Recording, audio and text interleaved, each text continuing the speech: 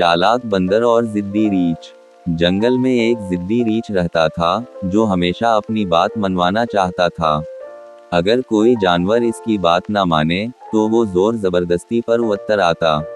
जंगल के सब जानवर इससे डरते थे, लेकिन एक चालाक बंदर को इसकी जिद से चीड़ थी। एक दिन रीछ ने ऐलान किया, जंगल का सबसे ऊंचा दरख्त सिर्फ मैं चढ़ सकता हूँ। सब जानवर हैरान हो गए, क्योंकि वो दरख्त वाकई बहुत ऊंचा था।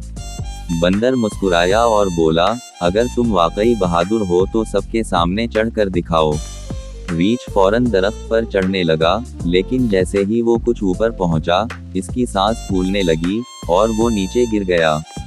सब जानवर हंसने लगे। बंदर बोला, बहादुरी अपनी हदें जानने में है, ना कि जिद करने में।